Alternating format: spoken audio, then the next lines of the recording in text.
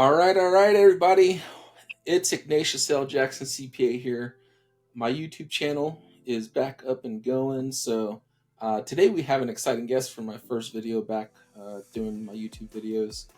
Took a little time off with the busy season that we had for the last few months for 2023, dealing with 2022 taxes and all that good stuff. But wanted to get back into the studio. As you can see, I got a little bit of some new stuff going on here with the art and everything like that. So trying to kick things up a notch on the YouTube channel, and so hopefully you guys enjoy. Today we got a special guest though. He goes by CJ the Smart Guy. All right, so that's what his handle is on YouTube and all. Excuse me, I don't know if you have YouTube, but Twitter and some of those other channels like that. And so if you're ever looking to get some info from him, feel free to go ahead and reach out to him directly on there. One of the things that we're going to touch on today is cryptocurrency. It's probably the main topic we're going to touch on today. Talk about some CBDC stuff, all that kind of stuff. And then what we're going to do is go through some of that. We might even get onto some other topics. Who knows where the conversation is going to lead us. We're just going to jam it up a little bit and chop it up and all that good stuff. And we're going to be right back here in a second. So don't go anywhere. Be right back.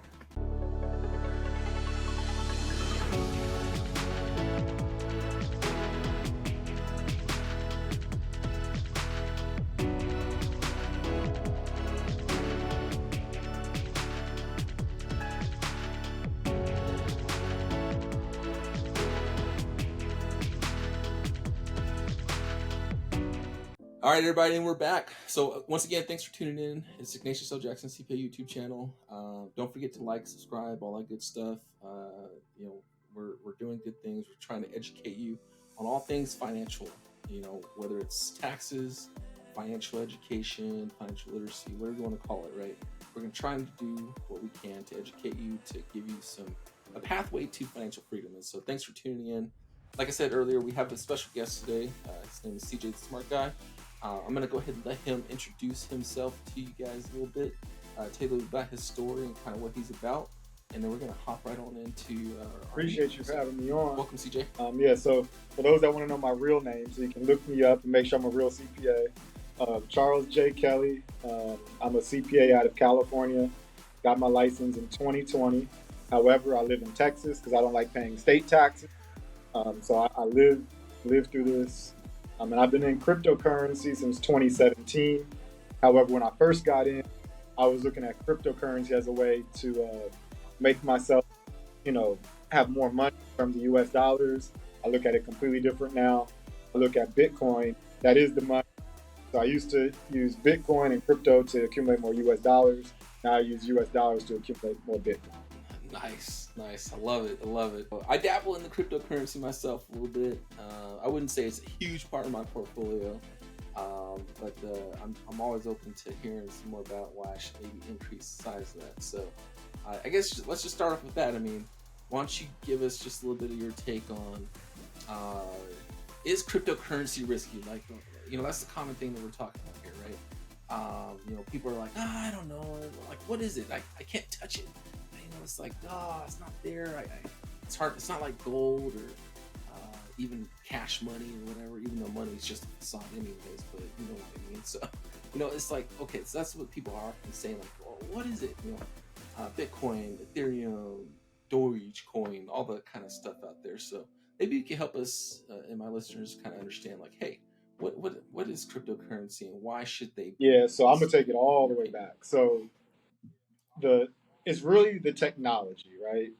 The new technology is something called blockchain, where all that is a database that is very difficult to delete. Most of the time you can't delete it. It's a lot more difficult to hack into. I'm not saying these things are impossible, but the blockchain is what's changing everything. The database that you can't delete it. And so when we look at, well, why is that even important? Well, when we look at financial transactions, if you're able to keep track of all the financial transactions that are using your blockchain, that's very powerful. With the US dollar, if you have cash, the government cannot keep track of where all the cash is going because it's peer-to-peer. And so when it comes to cryptocurrency, whomever creates cryptocurrency, or whoever creates that individual blockchain can keep track of every single transaction that's been done on that chain.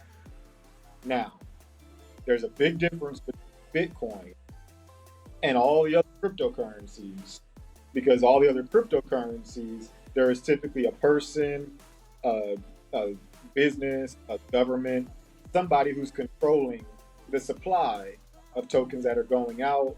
Um, and that's why some are getting in trouble with the SEC, because it's like, hey, if you are creating a token to enrich yourself and other people are investing in it to make it passive income for them, and that's a security. And if you're not registered, they're getting in trouble.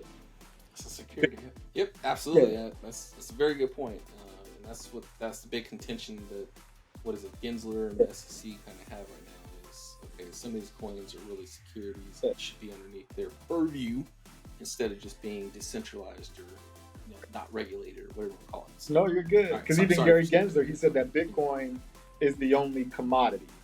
So we're dealing with two different types of categories. There's more than that, but just for right now, you've got your cryptocurrencies that are typically a company or a government or something. And then you got Bitcoin, the original person, quote, quote, because we don't know who it actually is, but the original person who created that disappeared. We don't know who it is. They're not controlling it. The people that are controlling Bitcoin are the individuals that are involved with the network. If they have a Bitcoin node, because all Bitcoin is a software. That's all it is a computer software. And if you want to participate, you can have a node set up. So essentially, there is no one person to go after. There's no entity to go after. It's a commodity, just like gold. You can't sue the maker of gold, because gold yep. is decentralized. It comes from the earth. It comes from the ground. You can't sue anybody. There's no company. There's no business. Gary Gensler can say this is security because there's nobody to register. It's controlled by the people. So a lot of us, including myself, look at Bitcoin as a better version of money than the current way. The government, to some degree, has agreed that, hey, you know what, this blockchain is very great technology. We can use this, but instead of having it as an open source, meaning the people control it, let's take that same technology and make sure that only the government can control it. We can still see all the transactions, control the transactions, to see where everything is at. It's programmable money, and so the government, let's take this technology Yep. and control it, and that's what a CBDC is. Yep, and that's the bloody government for you. Pardon my French. If you're from Britain, yeah, no, that's that part just drives me nuts. And it's they're taking something that's working, that's good. Like you said, it's run by the people. It's really more very similar to a commodity like gold, silver, palladium, all that kind of stuff, right? Um, the only difference would be you can't really touch it. It is all virtual. It's all in on the blockchain and everything like that. But to me, it is something that has value, and I agree with you that I think Bitcoin is definitely like for lack of a better term, the gold standard of cryptocurrencies, right? I think everyone's kind of like, okay, yeah, Bitcoin is fairly safe. That's what you're kind of seeing a lot of the companies invest in. If they are investing in cryptocurrency, they're usually choosing Bitcoin just because it seems to be the best option out there out of all the coins that are out there. Although I have to say I do dabble in some of the other altcoins like Shiba and some of that stuff, right? I'm taking a gamble on it, but you're talking about a few $100. I don't care if I lose it or not. Best case scenario, it turns into a couple $1,000s. Worst case scenario, it goes to zero. So, I got other stuff. I look at coins as like an upgrade to stocks, and I look at Bitcoin upgrade to the US dollar. There you go. That's a good way to think about it. I like that. Coins are upgrade to stocks, and Bitcoin is upgrade to US dollar. I like that. So CBDCs, obviously, there's a lot of people who. There's some people that are for it, I guess. And there's a lot of people who are probably against it. A lot of the faithful, original kind of adopters of dealing with cryptocurrencies, Bitcoin in particular.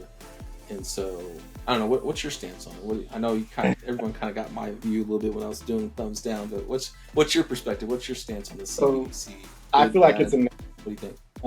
and I also feel as though it's a necessary evil in the sense that if one country has a CBDC, it's such an effective method of controlling the money, monitoring the money, that every other country is going to have to adopt it, or else they're going to get way behind. It's just like, the internet. If you got one country that's using the internet, they're going to surpass everybody because their GDP is going to go up, the ability to transact, everything goes up. So if you see a competitor do that, it's like a SWOT analysis. Like, this is a threat to us, so we have to adopt it. So I think Yeah. that CBDCs are inevitable. However, the extent that they are implemented, because in theory, they can make your money expire.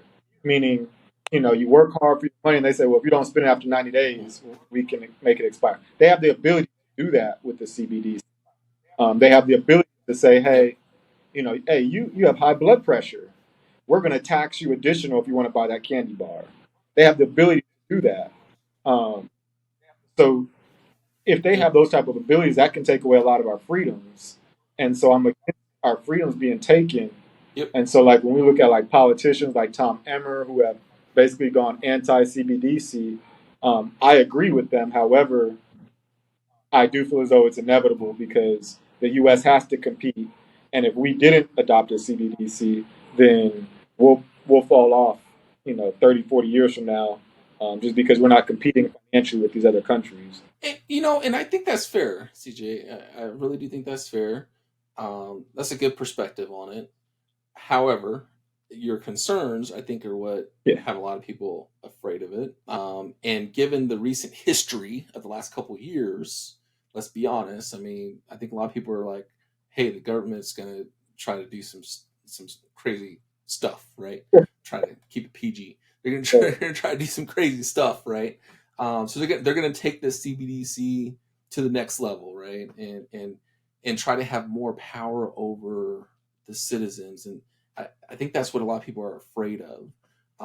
And sadly, we've kind of proven to them over the last couple of years that we're kind of okay with some of our freedoms going away, at least temporarily.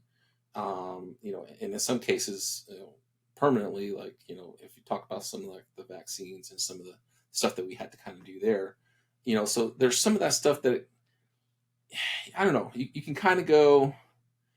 I don't know. I can kind of see both sides of the argument, I guess. But I'm always going to err on the side of, hey, we the whole reason why America works is we're the land of the free, right? And so whatever we do, we just have to make sure that we're not trampling on said freedoms. Like so, for example, like you said, I mean, if you have a CBDC, you can't have the thing expire. You can't have people's money just poof go into thin air or something like that, right? That just doesn't make sense to me. And I think a lot of people are going to be a lot less willing to adopt something like that. And things might get a little crazy. So yeah, I guess that's my concern is how far are they going to take it? But I kind of agree with you. Like to some extent we do need to have something better than what we currently have. I mean the U.S. dollar is crap. I mean and it's gotten even worse the last couple of years because we've been printing so much of it, right? Which has created this massive inflation. Our economy is kind of still in shambles, um, and I firmly believe we're already in a recession, even though there's a lot of experts that disagree with me. I mean, just the pain that people are feeling at the gas pumps, the grocery stores, etc. Like, how can you not say that we're in a recession right now when people can't even go do some things for fun that they normally would have done because costs are so high? Just because we don't have massive unemployment, to me, I don't know. we Anyways, agree. We're on that's a whole the same nother page side with that. subject. But um, I said we're on the yeah, same what exact was that? page. Sorry. This to me, this is Yeah, it's a recession, but it's not a recession in the way that we're accustomed to, um, because right. the U.S. dollar, I feel like, was never really in jeopardy before. Now this is being driven by the world, like the whole BRICS nations. They're like, hey, we're not using the dollar anymore. Yep. I don't know how. Like, I've never Yeah. witnessed, not It, having the U.S. dollar as the world reserve currency. I don't know. no, really, nobody has. I mean, Yeah, well, no one's that's alive today, anyways. Obviously, it wasn't, in probably like the 1800s or whatnot. Before everything kind of happened, we became a country, etc. So, but for at least for several decades now, it's been that way. And the main reason it's been that way is because we had our crap together. I mean, we had great manufacturing jobs here. Our economy was freaking phenomenal. We're booming. Um, you know, Military is great. I mean, there was just so many positive things. Had the freedoms, etc. But now I feel like people are looking at us like we're crazy. The last couple of years, and that's why I think a lot of them are starting to pull away. They're like, I don't know. There's something going on over there. I don't know if we can yeah, continue to trust that U.S. dollar. Um, and so now they're trying to do some other stuff, like you said, maybe even creating their own, CBDCs for their countries and stuff like that. So I don't know. I kind of interrupted you a little bit. Were you kind of done with, kind of explaining a little bit the cryptocurrencies and kind of that intro there, or well, was yeah. there So I some more mean, you wanted to touch on? as I said, there's like you got Bitcoin, which to me is a commodity. Then you have, like you had said, Doge, you have Sheeb, you have Ethereum. To me, those are securities. Now, I think the securities law of 1933, 34, I think that's way outdated. So I think that needs to be adjusted. But then you also have like stable coins. And stable coins, I do believe, is a threat to the U.S. government. Because what I could say Okay. in theory is, hey, I'm going to create this stable coin, meaning I'll give you one coin for every $1. You give me all your dollars, and I'll give you these coins, and these coins you can use, throughout the Mm-hmm. internet, and you, in theory, the government doesn't know that you're spending it, so they're not collecting taxes and things of that nature. So if another country wanted to to hurt the U.S. dollar, they could create a whole bunch of stable coins and hurt. Um, and then also, who's to say that the person who's collecting all the U.S. dollars and creating stablecoin actually has $1 for every one coin? They might just take those U.S. dollars, spend them, and just give out these. Like, who's to verify these things? So, stablecoins, I do believe, Yeah. will get a lot of pushback, and I believe that a CBDC could rectify Okay. that. But Bitcoin, to me, is freedom money. It's a better form of money, and it's freedom money. You can take it anywhere in the world, pay a very, very, very small fee, and it gets rid of the double spin problem. So now, correct me if I'm wrong, but if I'm not mistaken, I believe Bitcoin, there's a 20. finite number of Bitcoin, right? Whereas some of the other um, altcoins or Mhm. cryptocurrencies, whatever you want to call it, right? There's there's not that same circumstance there, right? So um, is that another differentiator between kind of Bitcoin and some of those others like It's a Ethereum huge and difference. stuff There's like only that? 21 million Bitcoins to ever be created. Right now, I think we're around like Okay. 19.3 million that have been created. And then every day, there's a certain amount that are created every 4 years. That supply gets cut in half. So if you hear somebody say, I have, that means the amount of daily Bitcoin that comes out gets cut in half. And in theory, the last Bitcoin that should be mined is 2140. Um, so that's way years down the line. So for right now, we just know there's 21 million to ever be created. So that idea that Hmm. Hmm. there's going to be inflation is not there, because if we look at the U.S. dollar, they print money out regularly, and that's probably why the value of your house has gone up. Because if you think about the value of a house, just because you live in it, like Yeah. I know we're cool, but that doesn't make the value of the house go up. Especially if the roof goes down or the Yep. walls get back. It should be depreciating in value, but because the U.S. dollar is going down, it appears like the value of your houses and real estate is going up. Um, Whereas with Bitcoin, if they keep printing out U.S. dollars, Bitcoin is just going to have an influx of money, and because it's capped and more people are using it, the value of the individual tokens, the individual coins, the individual bitcoins, in theory, should go up as more and more people adopt it, and they keep out U.S. dollars, not just U.S. dollars, Hmm. but paper money or fiat money around the entire world. Right. And so that point exactly right there, take a full circle to my initial question. Why should people invest in it? I think that ultimately is the point right there, right? So in theory, like you said, the based on the infinite, or not the infinite, excuse me, the finite number of bitcoins, and all those other factors that you mentioned, the value of it should continue to rise over time. So if you're holding on to, let's see, what's the value today? About About twenty 28. eight thousand, somewhere in there, 29,000, just about, yeah. So let's say it's 28,000 right now, and a couple years down the line, it goes to 100,000, something like that. Who knows? That's a huge increase, and so that's the draw, I think, right? That's the what people are kind of hoping for, investing in, is that future growth in the value of the Bitcoin. I think is kind of what Some people are people, hanging I on. don't look at it like that. So I don't look at it as, oh, I can't wait for okay, the dollar value to go up because my savings account is Bitcoin. okay, I don't care about saving US dollars. okay, So for me, it's like one Bitcoin is one Bitcoin. It's just how many people are going to adopt it so that I can have that increased utility. So for instance, you have a you have a YouTube I see what you're channel. saying. Okay. Somebody in Kenya could be watching, but are they going to send you shillings? Hmm. If they're in Nigeria, they're going to send you naira. No, it's difficult to do that transaction. There's going to be a middleman involved. But now they could just send you Bitcoin under less than 10 minutes. If you're using Lightning Network, it's instantaneously, and it's just a better form of money. So why would I even attach the value of Bitcoin to the U.S. dollar? The U.S. dollar doesn't matter to me. I use the U.S. dollar for operating expenses. Bitcoin is my savings account.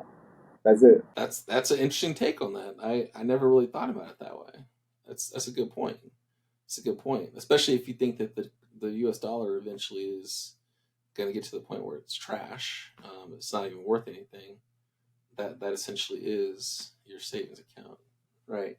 And right now, you're just basically utilizing U.S. dollars for stuff that you can't use Bitcoin to purchase or to transact with, maybe. Um, because like you said, not everyone's adopted it yet, so you still got to pay your bills in U.S. dollars and some other stuff that you got Yeah. to kind of take care of to live and survive. But in terms of your future growth, yeah, interesting. So let me ask you this then. So when I mean, no one has a crystal ball, right? But when do you think, or when do you, based on all your research and everything, when do you think Bitcoin will become so prevalent that you I don't think even so. need US That's what we dollars? call hyper Bitcoinization. People start valuing Okay. instead of us going to the store and saying, "Hey, that costs $5." We might say, "Hey, this costs 30,000 satoshis." Satoshis are a fraction of Bitcoin, just like there's $100 there's 100 million satoshis to a Bitcoin. Yeah. I don't know when that happens, but I tell you Okay. this: when FASB changes the rule for accounting for these corporations to go from like when right now the way Bitcoin is accounted for is as an intangible asset, meaning if Bitcoin goes up, they can't take a gain, but if it goes down, they have to take a loss. Well, now they're talking about changing that to fair method, like fair value accounting. So if it goes up, you take Fair the gain. value. If it goes Yep. down, you take the Okay. loss. I think the day that is changed, we will witness corporations accumulating Bitcoin at a very high speed. Because as of right now, there's nothing to gain if you're a CEO or a CFO, because if it goes down, you take a loss, you might get fired. You get what I'm saying? Because the goal of the corporation is to bring the Mm-hmm. shareholders profits and bring them some money. And if you can't take a gain and you can only take a loss, there's only downside. But now you can have that upside or downside. Yep. I think a lot of corporations are going to look at that and be like, okay, Bitcoin is a better store of value than the U.S. dollar because the value of the dollar Mm-hmm. keeps going down, and now if the world's not using the U.S. dollar, it can plummet, and that's why a lot of people, a lot of governments, a lot of people around the world are saying, "Hey, we're going to go into gold as a hedge against U.S. dollar." But they just found Mm-hmm. $12 trillion of gold in Uganda. So is that really finite? if you're finding gold, is it finite? That's inflation right there. So to me, Bitcoin 21 Yep. million, that's the way. I don't know when that law is going to go into place, but in my mind, whenever that goes into place, that's the first step to get this ball rolling. Interesting. Interesting. That's good to know. I actually didn't hear about the gold that they found. Yeah, Uganda You is said like 12 Uganda, trillion was it? dollars worth of gold that was found. And at first, I Okay. thought it was a rumor, but then I talked to people who Interesting. actually have been out there and said, "Oh no, that's real. They're just selling it off because they're trying to build their GDP over there." And I was like, "Ooh, they're selling all that gold," but Yeah. that's not my politics. Right, right, right. Interesting. Very interesting. So, what do you think about the mining side of things? So, um, obviously, that's something that's needed for Bitcoin and a lot of the um, cryptocurrencies out there to operate, right? And so, what like have you done anything in that space? What do you think is going to happen with that space? Is that going to get more regulated? You got all these people using all this energy, and the way that the current administration in the U.S. is kind of functioning. They're very anti using too much energy and whatnot. So where do you think that's going to kind of head into the future? Is there going to be more regulation there? Do you think, or are they going to leave that alone for the most part? Yeah. So Bitcoin mining. So I mentioned there's 21 million Bitcoins to ever be created. Right now we have about 19.3, 19.4 that are out there. And so what Bitcoin miners do, there's a consensus system called proof of work, where in order for transactions to be approved, in order for Bitcoins to be minted, you have to go through a whole bunch of math problems, like really complex problems that take a lot of energy.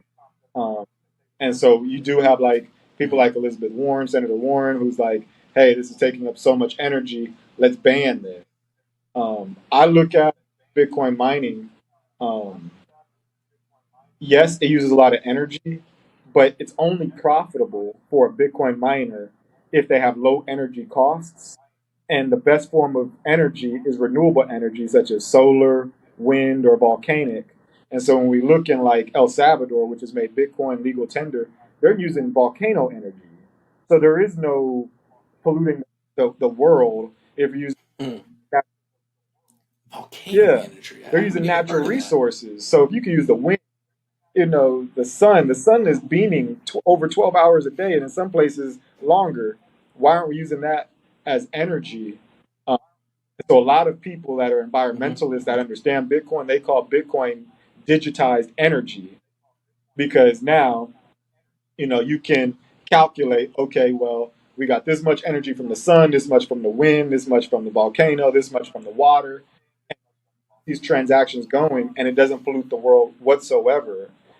The problem is that it takes up so much energy, but as that halving goes down, meaning as the rewards for solving a math problem, as the reward goes down, it's not going to be profitable for you to use coal energy. It's not going to be profitable for you to use oil because it's going to cost you more to burn the oil than the Bitcoin that you receive. So the best way to be profitable is to use renewable energy. So it's already built into the system that hey, if you want to profit from this system, you have to use renewable energy. But if you're not educated in how it works or things like that, then you might look at it as though this is terrible. Because there are some people who do use coal or use oil, but they're not making a lot of money on it, and that's why most of those businesses fail, and the ones that use solar or water or some Mm-hmm. type of renewable energy, they profit.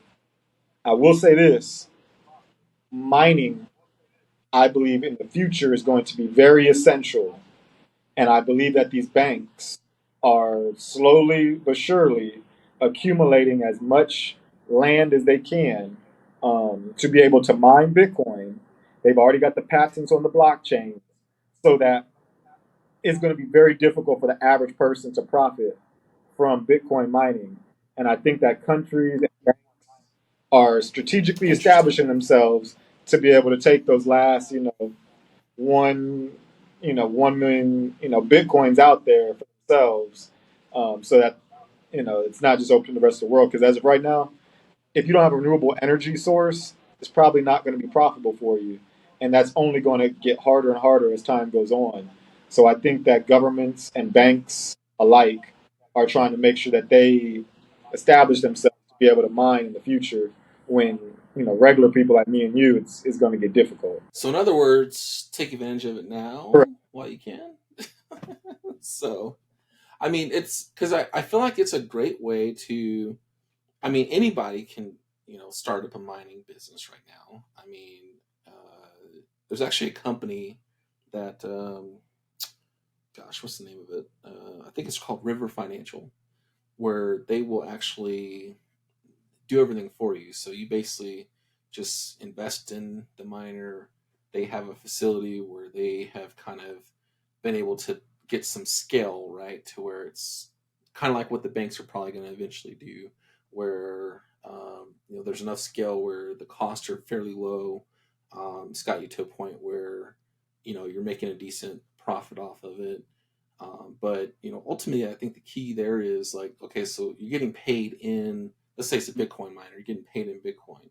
Well, now you have all that extra Bitcoin that is going to sit there and continue to grow over time. So even if you're not necessarily profiting today as much as you might want or hope, I mean, over time, the growth of that Bitcoin that's being stored up and being paid to you as payment for doing the mining, I think over time is going to be pretty darn worthwhile. So, um, anyways, I that's why I kind of brought it up because I'm actually about to probably get into that where I'm gonna probably buy a couple I'll miners just myself and be start doing careful. some of that. So But my guy Isaiah Jackson wrote this book yeah, called Bitcoin and Black America, and he has a phrase. It's called "No okay, keys, no cheese," meaning if you don't own your no private keys, no keys, cheese. Okay, you don't actually own your Bitcoin. So if you're going to a third party or a middleman to do the okay, mining for you or to hold it, if they own your private key, they actually own your Bitcoin. Um, it's think of it okay, like gold, right? If you have a commodity and you have a gold certificate that says, "Hey, you own this amount of gold that's somewhere," but then wherever that gold is, they get robbed. You don't have the physical asset. They don't have the physical asset anymore. So they might be insured to give you the US dollar amount, but they can't give you the actual scarce asset okay. itself because it's gone. You get what I'm saying? So if you're letting somebody else Okay. hold on to your Interesting. Bitcoin Okay. and you don't have your private key, you don't actually own anything. That's fair. That's fair. That's fair. Um, Interesting. Uh, okay. Well, that's something that I have to think about then, because what I'm using. So what I do a lot of my investing in, pretty much a substantial amount of my investing is through my retirement accounts. So 401ks, Roth IRAs, etc. HSAs as well. So, in that situation, you have to use a third party kind of intermediary because you can't really custody your own assets when it's for a retirement account. So, I guess that's why I was kind of thinking about going down that path. But you bring up an interesting point. So, I mean, I probably will still do it, but I think I'm also going to maybe do some personal stuff where I can actually hold my own keys because right now again, I think like personally, like I've just been kind of fiddling with it, playing around with it a little bit. I'm not like super bought into it like you are, and so that's why I wanted to kind of have this conversation as well to kind of see a different perspective. But I hear what you're saying. Like if you don't have the physical key itself, right, then you really don't own it technically. Which I mean, frankly, is no different than a U.S. dollar right now. you Exactly. know, so the nice thing about real estate is it is that nice tangible product that you can actually own the land itself. You can own the land, so that's it is a little bit different in that situation. So good points, man. Good perspective Real, on that. You made me think about a few things. yeah, real I knew I was estate going is to learn some great. stuff on here. You can hear the plane. But real estate is great because you can live in it, you can rent it out, you have a really great operations. But the con to it is that you're stuck in one spot. With Bitcoin, you can travel anywhere around the entire world and still have value. If you try to Yeah. take a bunch of gold bars onto a plane, they're going to probably arrest you. If you try to take a bunch of cash, they're probably going to arrest you or check, or it's going to be a problem. If you take $1 million worth of Bitcoin, they won't even know, and so you can just move freely. So to me, Bitcoin allows you to have freedom in the sense where you can take it anywhere around the world and still hold your value.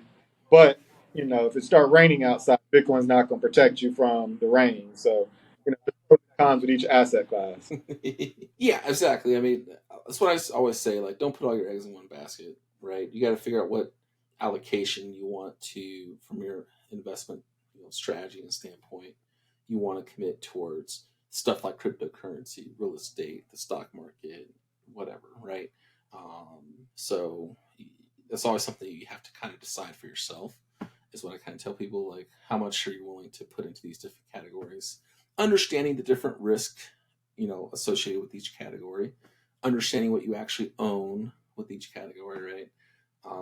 And so I've been pushing more towards real estate lately, getting out of the stock market, and so I've been doing a lot more real estate and a lot more crypto. I feel like the last couple years here, just kind of the way everything's been, you know, happening with everything that's kind of going on. So, but it's interesting. Okay. Um, Anything else you can think of that we haven't touched on yet that you think people Yeah, would do be your own research interested to because know? it's Okay. it's like this because it's not regulated yet. There are a whole lot of scams, and these scams are new, Yep. and they are getting more and more and more sophisticated every day.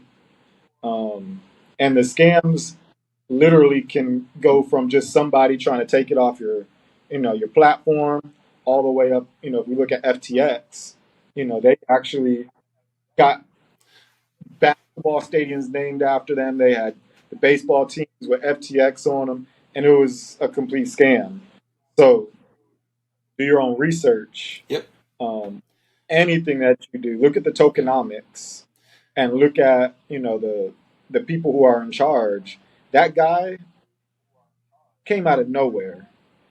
It, like, how do you just all of a sudden Yeah. become a billionaire? Nobody knows you.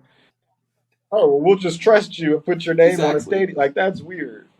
Do your own research. Now, granted, I do think there are some early adopters of Bitcoin Plenty. who had that happen to them, right? But when he came to the equation, I mean, it had already kind of taken heed, and so yeah, I mean, I agree with you. Like, it's just random that out of nowhere he became a billionaire, right? Um, and that I was actually going to bring that one up, and so I'm glad you brought it up because I forgot about it. But it's just like that one's a tough one, right? Because you had so many celebrities, so many rich people, so many people who were like pushing it, like, hey, this is the greatest thing ever. This is like, if you have been scared about getting into Bitcoin or worried about it or whatever, hey, come here, we'll take care of you, blah blah blah. You had all this stuff out there where people were like, putting their name to it, and I think everyday people are like, oh, I mean, if this guy is doing it, I can trust it. It's going to be fine, right? And I think that's where people just got shafted, completely shafted. Um, and it, yeah, it's hard to know sometimes if it's a scam or not. It's really hard. But I guess that comes back to your initial point.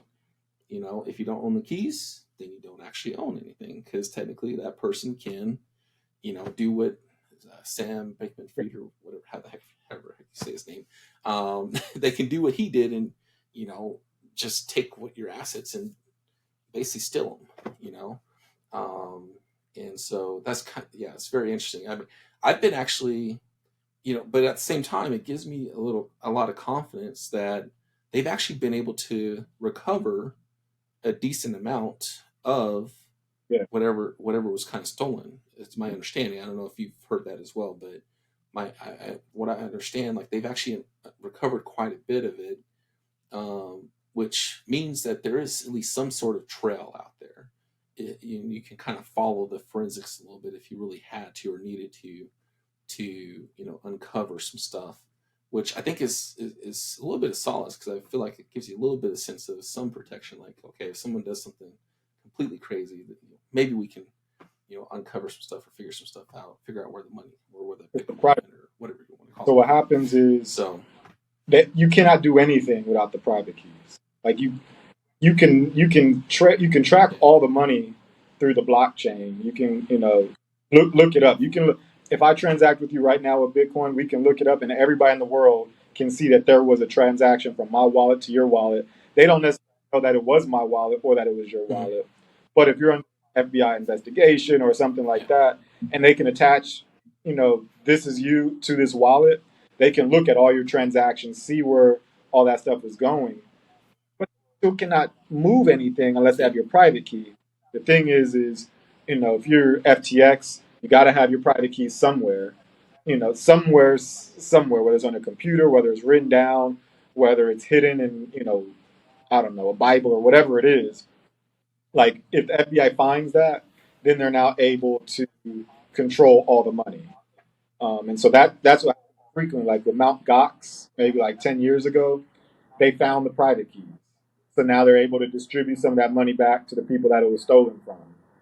So there are, you can track every single transaction on the blockchain. It's extremely transparent. It's just pseudonymous, Yeah. meaning they don't know who is doing it. But if the FBI really, really wants to figure that out, they can. And to your point, like once they know your key, right, then they can go back to all that history, right? If they can, like you said, if they can attach it to you in some way, shape, or form, then voila, Your they have public everything wallet, 'cause that your possible public want, right? wallet, So like, so say if I it's wanted you to send me something, I would say, hey, this is my public wallet. Everybody in the world can know that. But then private wallet, my private key, mhm, nobody needs to know that but me. So think of it like yeah, your mailing, and maybe, like maybe your public key can be your, okay, your mailing address. Everybody can know your mailing address, but you're not going to get everybody the actual physical key to unlock it. I don't trust you that much. You can send me some roses or some chocolate or whatever it is, but I'm not going to give you the key to my mailbox because that happens. So if they can get that right key, that private key, then they can control everything because whoever has the key owns it. along that line. So for some of my listeners who may not understand what the private key is versus using like a Gemini or a Coinbase, maybe if you could help them understand. So how do you even get a private key? Like how do you get your own physical wallet? Like what does that actually mean in terms of protecting yourself and actually owning that asset, right? Yes, So I think maybe with if you can Bitcoin in explain that to particular, people. the first thing somebody should do to do their own research is to read the Bitcoin white paper.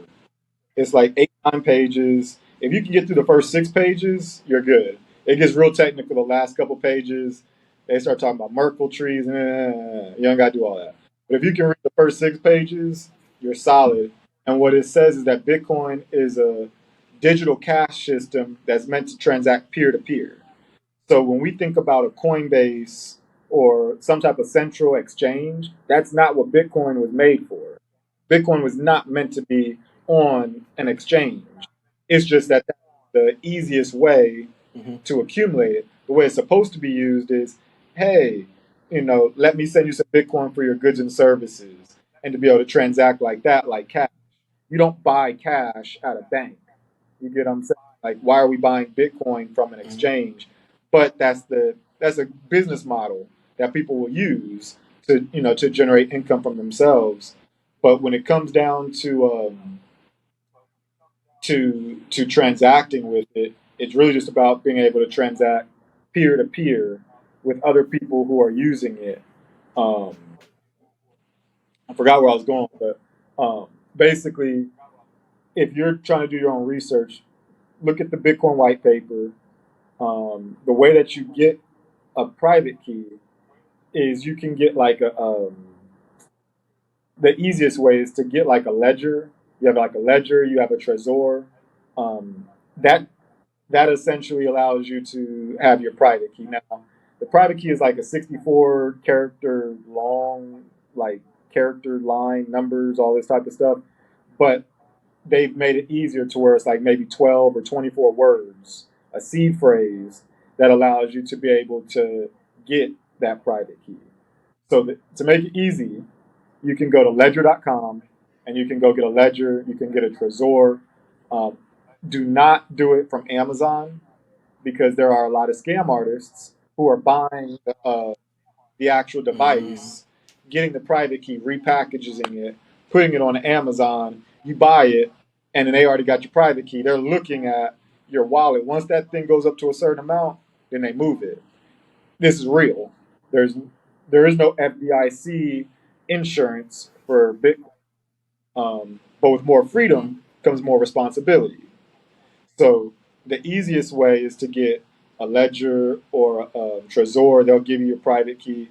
But if you really want to get into it, then you got to start researching the actual blockchain technology because you can do it other ways. Um, but for if you're a beginner, go ahead and get you a ledger or a Trezor, and that's a great way to start. And so, just to clarify as well, is it just so it's just held on like a USB drive or something like that? Like what is the actual wallet? What is Yeah. a So wallet really, then when people say wallet? I try not to get too technical, but in reality, all Okay. the physical device does is keep your seed phrase safe, like the seed phrase safe. That's it. Okay. The actual Bitcoin never Okay. leaves the blockchain. Like it's always blockchain. It's a software. Okay. So in order to keep track of everything, you have to keep everything on the software. It's just that if you want the key to that software, the key to a certain amount of Bitcoin, the cold wallet allows you to have that private key so that you can unlock it. Because a lot of people, this happened a whole lot. They may Right. have had 300 Bitcoins. They lost their private key. You lost your Bitcoin, and you can't move it. Can't spend it, you can't move it. There's actually a couple people who have said that they had thousands of Bitcoins when it was like worth nothing. Threw their computers away Mm-hmm. or some type of landfill, and they've been trying to dig Mm-hmm. and dig and dig for it. And then you might dig forever because you may never find it. Um, I've heard about that. yeah, Yeah. Yeah. That's crazy. I've even been on a couple of TV shows where they were doing some skits on that as more well. freedom, So it's responsibility. That's interesting. that's how I look at it. Right now, yeah, the More banks freedom, more control our money. responsibility. I like that. Our jobs give us money. The grocery stores feed us. But when you're thinking about like self sovereignty and how to make it in this world yourself, that's when you start thinking about growing your own food. That's when you start thinking about, well, how can I transact without having to go through a bank who might charge me fees, or they're going to make money off my money. Let me have a better sound form of money. Let me be able to grow my own food. Let me be able to just be self sovereign and not have to worry about any third parties. And that's really what Bitcoin is about. It's about freedom. All right. Last thing, one thing I just wanted to clarify real quick. I don't think we ever defined CDBC. Can you just explain what that mean, like what the Yeah, actual term of that means for people? And then if you want to, as far as people being able to reach out to you, maybe if you could kind of explain a little bit about what you do. I think you have your own CPA firm, right? So like what your kind of practice is and what type of clients you are looking for, etc. I always like to make sure people that come onto the show yeah, I know a little appreciate it. bit So about what they CBDC do. stands for Central Bank Digital Currency. It's essentially the government's form of Okay. cryptocurrency using the blockchain where they can keep track of every single one of your transactions. It's programmable money, no difference than Bitcoin. The biggest difference between Bitcoin and the CBDC is that Bitcoin is controlled by the people versus a CBDC is controlled by the central bank. It is basically the same exact financial system that we use now. It's just that it's more efficient. They can keep track of everything. They can control everything. Um, and so that's what Yep. a CBDC is this central bank form of fiat, which is paper money that has no intrinsic value. Um, but the government is basically the government's cryptocurrency. You can reach me Right. at Okay. CJ the Smart Guy on all platforms: Twitter, Instagram, Facebook, YouTube, Nostra, um, pretty much anything. CJ the Smart Guy. No extra letters, extra numbers, no extra dashes because there's a lot of fake pages. Like I said, there's a lot of scammers in the space. So be very diligent. Don't trust. Verify. Do your own research. Also, I'm a part of a group called the Black Bitcoin Billionaires. It's about 160,000 of us that are focused on Bitcoin. And so we had a blackout event, like a networking event last year. We had hundreds, if not maybe 1,000 people show up. That's big. And I'm also going to be at the Bitcoin conference in a couple weeks from now. Um, I didn't even realize there yeah, was a every Bitcoin year. So in conference. What is Miami, this? there's a Bitcoin conference where it's like the biggest, Bitcoin advocates go down there. We have Senator Lummis who's going to be speaking. Senator Ted Cruz comes down there and speak. I've spoken with them multiple times about this stuff, but they come and speak, as well as some of the bigger players like Michael Saylor, CEO of MicroStrategies, Jack Mallers, the CEO of Strike, and Jack Dorsey. He normally comes to speak also as he was a co-founder of Cash App, and he was the CEO of Twitter. And everybody just talks about how it's going to work. And it's not just America. We have people from all over the world come out. Um, and basically, it's a networking event because remember, Bitcoin is a peer-to-peer um, digital cash system. So you want to meet as many people who use this so that, you know, we could transact around the world without having to go through a central entity, whether an exchange, whether a bank, whether a government, Western Union. We don't want to do it all that. Let me just be able to transact with anybody I want, peer to peer, around the entire world for a very small fee. Um, and so, yeah, Bitcoin conference is great. Black Bitcoin billionaires. We're on Clubhouse frequently. And you can find me at CJ the Smart Guy on pretty much any platform. You can just Google it. So have you guys thought about trying out Twitter Spaces for the Yeah, so Black Bitcoin billionaires? I know a lot of people who are on Clubhouse have started to try that out a little bit to because more people I feel like are using Twitter versus Clubhouse. So I don't know, something I've been trying to do yeah, so myself one of lately our as well. co-founders. So So our co-founders were Isaiah Jackson, the author of Bitcoin and Black America, and Lamar Wilson, who was for a while he had the only Bitcoin wallet on the App Store for a while. He's a developer, and so they came together, created the Black Bitcoin Billionaires. He's been on Twitter Spaces, and sometimes if what we'll do is we'll be on Clubhouse and Twitter Spaces at the same time, or record and then put it on same time. YouTube Okay. so that we have a channel. So it might, you know, Clubhouse is where it originally started, but we've had stuff on Twitter Spaces, we've got stuff on YouTube, and we have our own newsletter so that, whenever there's something new that comes out, we can inform people of what's going on. Because people who are in our space, we knew that Russia Awesome. was using Bitcoin back in 2017. So the sanctions, we knew off top that was not going to work because they're already, what you going to do? Yeah, we don't have time to get into that today. Well, I have to have you on another time. We can talk some politics and stuff, man. All right. Well, thanks, thanks everybody for tuning in. So once again, I want to thank CJ the Smart Guy for joining us today. He shared some intense knowledge on cryptocurrencies, CBDCs, crypto mining, all that kind of stuff. And so hopefully you guys enjoyed this episode and video. And so wanted to just remind everybody to like, subscribe to both my YouTube channel and CJ the Smart Guy's YouTube channel because it sounds like he has some amazing content. I know I'm subscribing once I end this recording here. I just didn't want to do it during it in case it messed something up. But I'm definitely going to be subscribing and listening to more of his stuff and follow him on social medias. And also check out the Billionaires, Black Bitcoin Billionaires group as well. Hopefully they come over to Twitter Spaces a little bit more, and we can hear some of that as well. So, yeah, thanks everybody for tuning in, and we'll be back with some more awesome content here in the near future. Hope everybody has a good one.